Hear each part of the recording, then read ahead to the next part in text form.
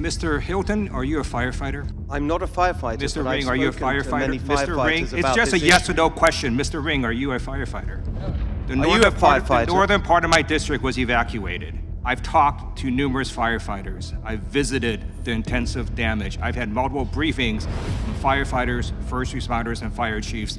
This is what they told me. What if California's wildfire crisis isn't really about climate change at all, but about politicians lighting a match under common sense? The reason these fires in Southern California spread so quickly, caused so much damage, was because of Santa Ana winds that reached unprecedented gusts of 100 miles per hour. Gusts so high that helicopters and the airplanes could not fly. Also because of very low relative humidity and the driest conditions in California history. None of the firefighters said it was about overregulation or homeless people or the Delta spelt fish or the timber harvest or voter ID laws. So shame on anyone who is exploiting the pain and suffering of disaster victims to jam through partisan ideological policies. Gentleman yields back. Now recognize the gentlewoman from Wyoming, Hageman. Ms. Hageman. Thank you, Mr. Chairman. Climate change and global warming are the scapegoats for the Democrats and radical environmentalists to deflect attention from their failed policies and the destruction caused by their own actions. In 2001, under Bill Clinton, the Forest Service adopted the roadless rule, which was designed to deny access, management, and use to 58.5 million acres of National Forest Service lands. We warned at the time that this rule would cause catastrophic forest fires, reduce the amount of water available for communities for farming and other uses, and also result in catastrophic pine beetle outbreaks, which is in fact exactly what has occurred. Every single one of the things that we described would happen has in fact happened, and California has suffered maybe more than many of the states. Recently, the gentleman who ran the Forest Service under Joe Biden actually admitted in a hearing that the roadless rule was one of the primary roadblocks to proper and effective forest range management. So to say that the government is always trying to fix its last solution, I don't think you need to look any further than the roadless rule. What started as a buttoned-up hearing on disaster aid quickly erupted into a Capitol Hill cage match. Harriet Hageman didn't just question California Democrat Ted Lieu, she went for the jugular, accusing him of milking wildfire tragedies for political clout while neglecting the job he was actually elected to do. Lieu tried to douse the flames with a wall of weather stats, 100-mile-per-hour Santa Ana winds, air so dry it could spark on its own, helicopters grounded before they could lift off. In his version, Mother Nature was the arsonist, not Sacramento's policies. But Hageman wasn't buying the act. She smelled the smoke of political spin and made it clear she was ready to burn through it, turning a hearing into a bare-knuckle political firefight hotter than the infernos they were supposed to be talking about. I have an article that I have just recently pulled up. It stated that Newsom vetoed a bill to enhance fire mitigation so he could grab the land for affordable housing.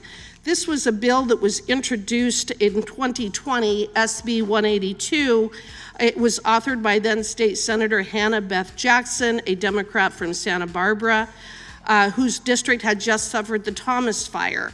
This bill sought to increase local planning requirements and guidelines for permitting development in certain fire hazard severity zones. But what happened to that bill? It passed through both the Senate and the House. It was actually a very good bill. What happened? Mr. Newsom vetoed it. Why did he veto it? Because it did not comport with his idea of getting rid of single-family homes and pushing people into multifamily homes. Harriet Hageman didn't stroll into this wildfire debate. She came in swinging a rhetorical axe. While Ted Lieu framed the blazes as some unstoppable act of nature, Hageman saw something else, a golden opportunity to call out political theater. Lieu rattled off firefighter horror stories, winds too strong for aircraft, air drier than ever recorded. But Hageman wasn't here for the pity tour. She heard the part he left out. The years of bad policy, the layers of regulation, and the selective outrage that always seems to spare California's ruling class.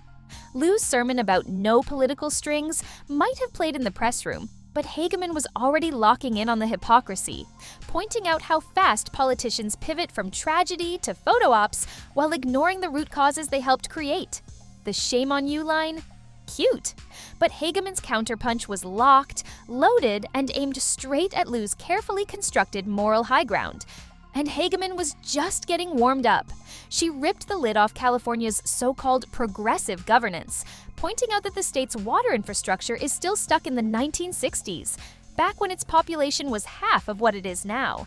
Then she dropped the real political grenade, SB 182, a 2020 wildfire mitigation bill crafted to strengthen local planning and stop reckless housing in high-risk fire zones. It had bipartisan backing, the kind of rare consensus politicians love to brag about, until Gavin Newsom killed it with a veto pen. His reason? It clashed with his crusade for more multifamily housing, even in tinderbox regions. His letter paid lip service to wildfire safety before dropping the dreaded however, a political tell that the pivot to pet projects was coming. For Hageman, that however wasn't just a word. It was proof California's leaders were more committed to social engineering their housing dreams than protecting the homes already standing. Then Hageman pulled a card Lieu couldn't match, her own boots-on-the-ground history as a park ranger. In places like Yellowstone, she explained, controlled burns aren't optional. They're survival strategy. The Park Service learned decades ago that stamping out every spark just lets fuel pile up until one ember turns the forest into a crematorium. California, she argued, knows this too, but refuses to act on a large scale, terrified of the political optics. And that's when she went for the throat, blasting the wealthy elites who shape policy based on feelings and headlines instead of results. The cost of that virtue signaling? Fires that rip through communities, families who lose everything, and leaders who get to keep their hands clean, at least in public. If prevention was a disaster, recovery was a full-blown farce. A Los Angeles Times investigation found that out of 16,000 homes reduced to ash, barely 800 had even applied for rebuilding permits. A pathetic 5%. Why? Because in California, tragedy has to stand in line for process. Endless environmental reviews, overlapping agencies, and enough red tape to gift wrap the entire state. While families sat in limbo, wondering if they'd ever have a home again, politicians took victory laps and patted themselves on the back for rebuilding California. Hageman's takeaway was brutal. This wasn't just slow, it was willful incompetence. A government either incapable of fixing the damage or uninterested in doing so. By this point, Hageman's fire wasn't just aimed at policy, it was locked on the people running the show. She branded Ted Lieu smug and swarmy, throwing in that he was almost as bad as Eric Swalwell. And in her book, that's not a compliment. Then she zoomed out and painted a grim portrait of California. Crumbling roads, a water system older than most of its residents, an exodus of families and businesses, and priorities so warped they'll protect a fish habitat over a farmer's field. This wasn't a state stumbling by accident, Hageman argued. It was being steered deliberately into decline. Not incompetence, not bad luck, mismanagement with a purpose. So, here's the fault line. Ted Lieu frames California's wildfires as unstoppable acts of nature, supercharged by climate change, disasters that demand unconditional aid and political unity. Harriet Hageman calls that a smokescreen, a convenient cover for decades of failed leadership, reckless land policies, and warped priorities. In a state dripping with Silicon Valley cash, Hollywood clout, and postcard landscapes, basic fire prevention shouldn't be rocket science. Yet year after year, the hills burn, homes vanish, and the only thing moving faster than the flames is the blame shifting. Because in California, the real wildfire isn't in the forests. It's in the Capitol, where responsibility goes up in smoke the moment the cameras roll.